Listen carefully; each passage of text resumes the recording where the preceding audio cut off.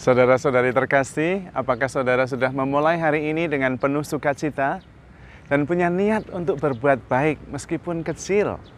Semoga Tuhan memberkati niat baik saudara. Hari ini saya ingin kita melanjutkan renungan kita tentang kesadaran diri Yesus. Sesudah Yesus berpuasa dan berdoa di padang gurun 40 hari, kesadaran Yesus sungguh-sungguh makin jelas. Dan pada waktu itu, Yesus menemukan tujuan hidupnya untuk menjadi pembawa cahaya, untuk menjadi pembawa damai, untuk menjadi pembawa keselamatan. Dan pada waktu itu juga Yesus menyadari kuasa yang dia punya sebagai anak Allah. Allah yang berinkarnasi menjadi manusia. Namun, roh jahat menggodanya. Godaannya adalah menyalahgunakan kuasa yang dipunyai untuk kepentingannya sendiri. Tetapi Yesus bisa mengalahkannya. Dan sejak saat itu, Yesus sungguh-sungguh fokus untuk melaksanakan misinya. Dia diutus di dunia ini sebagai Sang Mesias. Karena itu, pada waktu dia muncul pertama kali di Kapernaum, di rumah ibadat, ada roh jahat yang merasuki seseorang. Bayangkan, di rumah ibadat ada orang kerasukan setan. Dan pada waktu itu, roh jahat itu mengatakan, "Mau apa engkau? Aku tahu siapa engkau, yang kudus dari Allah." Roh jahat itu bertindak seolah-olah dia lebih berkuasa dari Yesus. Tetapi Yesus sudah sadar penuh, dia adalah sumber kekuatan. Dia adalah energi ilahi. Dia adalah Allah sendiri, Allah Putra yang menjadi manusia. Karena itu Yesus tidak gentar, digertak. Dan kemudian dia mengatakan, "Diam, keluarlah engkau darinya." Dan roh jahat itu keluar. Itu yang Tuhan ingin kita lakukan. Kita percaya diri. Percaya diri bahwa Tuhan bersama kita, Immanuel. Dan persis itu yang terjadi dengan kisah para rasul. Kisah para rasul adalah kisah ketika Yesus sudah tidak ada lagi, yang ada adalah murid-muridnya, gerejanya, Anda dan saya. Dan Yesus ingin agar kita bertindak percaya diri dengan penuh iman seperti Yesus bertindak. Karena itu isi kisah para rasul dibuat semirip mungkin dengan apa yang dilakukan oleh Yesus. Ketika Petrus pertama kali diserambi Salomo, ada orang lumpuh, pengemis yang lumpuh meminta-minta, Yesus membangkitkan dia. Dalam nama Yesus bangkit dan berjalanlah. Persis seperti yang dilakukan Yesus. Dan kemudian di dalam akhir kisah periode itu, dikatakan bahwa ada begitu banyak orang sakit yang dibawa ke hadapan Petrus. Bahkan diletakkan di pinggir jalan. Siapa tahu kalau Petrus lewat. Dan bahkan bayang-bayang para rasul saja bisa menyembuhkan mereka. Coba bandingkan dengan seorang wanita yang sakit pendarahan 18 tahun itu. Dengan menyentuh jubah Yesus saja sembuh. Persis. Yesus ingin kita gerejanya bertindak penuh kuasa karena iman. Dan itulah isi kisah para rasul. Yang dulu dilakukan Yesus, sekarang dilakukan oleh para rasul. Apa yang kau ikat di dunia ini akan terikat di surga. Apa yang kau lepaskan di dunia ini akan kau lepaskan di surga. Dan itulah yang diterima oleh Petrus atas nama gereja. Pertama-tama bukan untuk mengampuni dosa. Benar, itu memang kuasa itu diberikan. Tetapi lebih dari itu, bahwa Anda dan saya mempunyai kuasa untuk mengampuni. Karena itu kalau ada orang yang menyakiti hati kita, kita diberi kuasa untuk mengampuni. Kita bisa mengampuni. Yang sering terjadi adalah, "Romo, saya itu sulit sekali mengampuni orang yang menyakiti hati saya. Sulit sekali." Kita harus berani, karena kita sudah diberi kuasa oleh Yesus. "Aku mengampuni engkau." Meskipun sulit, kita bisa karena kita punya kuasa itu. Dalam arti itu lebih pribadi masing-masing. Tentu sebagai institusi gereja mempunyai kuasa juga untuk mengampuni dosa. Tetapi kita dalam arti manusiawi biasa, kita mempunyai kekuatan untuk mengampuni dosa, mengalahkan egoisme kita sendiri dan mengatakan, oke, aku mengampunimu. Selesai. Kita bisa. Karena kita diberi kuasa. Dan memang benar, sebelum Yesus terangkat ke surga, dia meminta Roh Kudus dan memberi kuasa dalam nama Yesus kepada kita semua.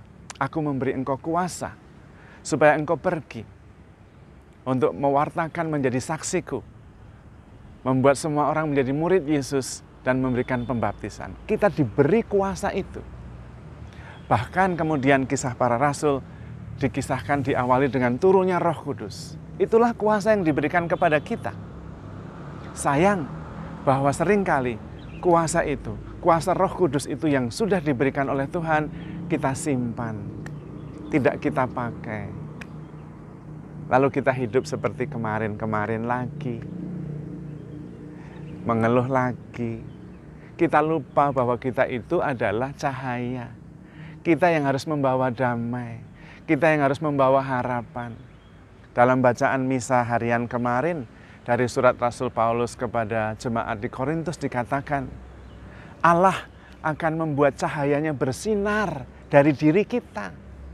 Jadi kita harus mulai bertanggung jawab. Sekarang adalah era kita.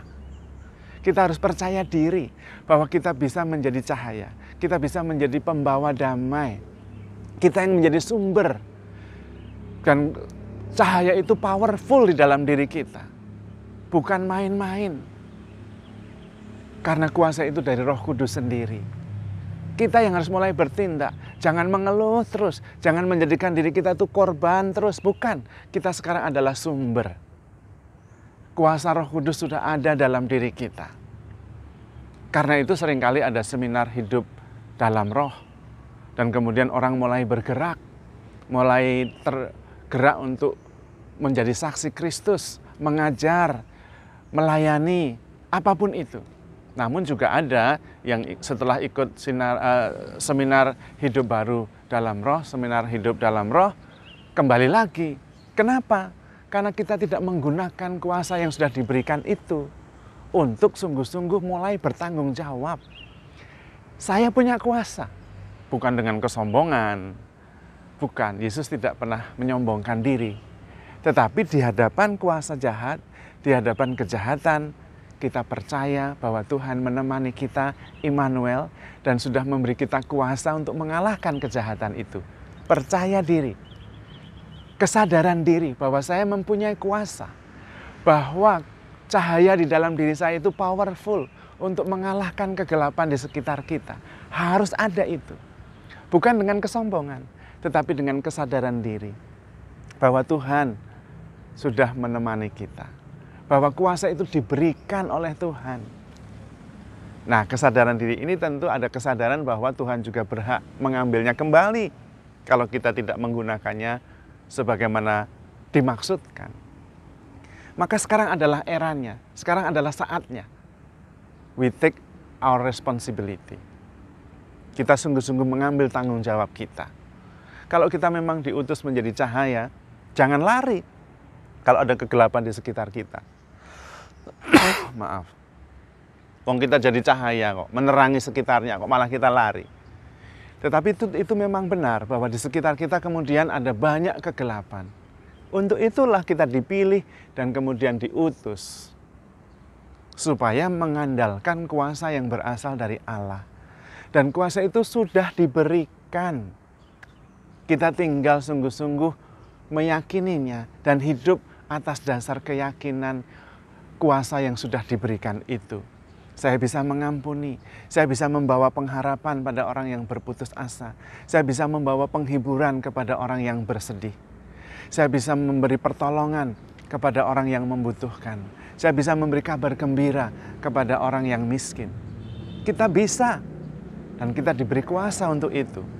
Sekarang justru saatnya, tidak terus berpusat kepada diri sendiri. Itulah kesadaran para murid yang diharapkan sungguh-sungguh meniru kesadaran Yesus yang pelan-pelan menyadari kuasa yang begitu besar yang sudah Allah sediakan bagi kita. Dan kemudian kita bisa menjadi cahaya bagi orang-orang di sekitar kita. Kita bisa menjadi pembawa harapan. Kuasa itu sudah ada, tinggal kita meyakininya atau tidak. Namun memang setiap kali kita mau hidup di dalam keyakinan akan kuasa Allah, kuasa Roh Kudus dalam diri kita itu selalu ada tantangan. Kalau kita mau aktif, kalau kita mau mulai memberi kesaksian, tantangan itu muncul dari sekitar kita. Memang lu siapa? Nah, kita harus mengatakan, saya adalah murid Kristus yang terkasih. Darah Yesus sudah dicurahkan untuk menyelamatkan saya. Dan Tuhan Yesus sudah mengutus Roh Kudus memenuhi diri saya dengan kuasanya untuk menjadi saksi Kristus. Harus itu yang kita berikan sebagai jawaban. Jangan kemudian kita mengkeret lagi. Oh iya ya, saya ini belum apa-apa, belajar juga belum bisa, masih banyak dosanya. Kita mau melayani sedikit, dapat tantangan seperti itu, ya udahlah diam aja. Jangan. Roh Kudus sudah memberikan kuasa kepada kita. Karena itu kalau diminta menjadi ketua lingkungan, oke, siap. Bukan dengan kesombongan, tetapi ini kesempatan untuk melayani Tuhan lewat melayani sesamanya. Kesempatan untuk memberikan kesaksian, memberikan yang terbaik. Menolong yang bisa ditolong. Memberikan penghiburan kepada yang sungguh-sungguh membutuhkan. Menjadi cahaya yang berada di dalam kegelapan. Pertama-tama bukan untuk diri kita, tetapi untuk melayani gereja Tuhan. Tubuh Kristus yang kita layani. Kebetulan kesempatan saat ini sedang ada pemilihan ketua-ketua lingkungan, ketua-ketua seksi. Harus berani. Tantangannya ada, jelas. Tetapi ini saatnya kita bertanggung jawab. Kita melakukan apa yang dilakukan oleh Yesus karena perkembangan kesadaran dirinya yang makin kuat. Kita juga harus berkembang dalam kesadaran diri kita. Bahwa kita adalah murid Kristus yang diberi kuasa Roh Kudus penuh di dalam diri kita. Untuk mengalahkan kejahatan, untuk mengampuni dosa, untuk berbuat baik, untuk membawa cahaya, untuk membawa pengharapan. Inilah saatnya. Jangan menempatkan diri kita sebagai yang lemah terus, sebagai korban terus. Kita adalah sumber energi. Kita yang harus memancarkan kebaikan. Kita yang harus menghadirkan kasih Kristus. Dengan kerendahan hati, karena kuasa itu kita terima dari Tuhan. Dan jangan lupa, kita tetap harus menimba kekuatan kita dari Tuhan sendiri. Karena Roh Kudus itu mengalir dari Allah. Tapi jangan khawatir. Allah yang akan membuat cahayanya bersinar dari dalam diri kita. Karena Roh Kudus sudah ada di dalam diri kita. Tinggal kita sungguh-sungguh mengimani, mempercayainya, dan bertindak atas dasar keyakinan itu. Itulah kesadaran diri kita yang harus kita tumbuhkan terus. Jangan minder terus. Jangan seolah-olah Tuhan tidak bersama kita. Tidak. Ekaristi setiap hari, ekaristi setiap minggu menegaskan kita kembali bahwa di dalam diri kita ada tubuh Kristus, ada darah Kristus yang mengalir, ada kuasa Kristus yang hidup, yang bisa mengalahkan kejahatan, bisa mengalahkan roh-roh yang mengganggu kita, bisa mengalahkan energi negatif, dan kita bisa menjadi positif, membawa cahaya, membawa harapan, membawa penghiburan, membawa kekuatan di saat-saat saudara-saudari kita lemah. Percayalah akan kuasa Tuhan. Tuhan itu tidak pernah mengutus kita tanpa modal. Tidak. Ketika Tuhan mengutus kita, sebelumnya Tuhan mencurahkan kekuatan Roh Kudus. Supaya kita tidak sendirian. Dan sesudah diutus, Tuhan menjanjikan, Immanuel, aku menyertaimu sampai akhir zaman. Dan dalam perjalanan pun tetap diberi ekaristi untuk menemani dan menguatkan kita terus. Supaya kita tidak lupa bahwa Tuhan bersama kita, Tuhan ada di dalam diri kita. Tinggal kita sekarang bertanggung jawab, menjadi sumber. Jangan terus-menerus menanti. Kita sumbernya, kita yang harus membawa cahaya. Kita yang harus membawa damai sejahtera. Kita yang harus membawa kerukunan. Kita yang harus membawa cinta kasih. Dan itulah yang dimaksud dengan memberi kesaksian akan Yesus Kristus.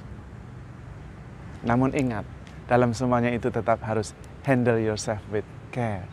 Because you are loved. Tuhan memberkati.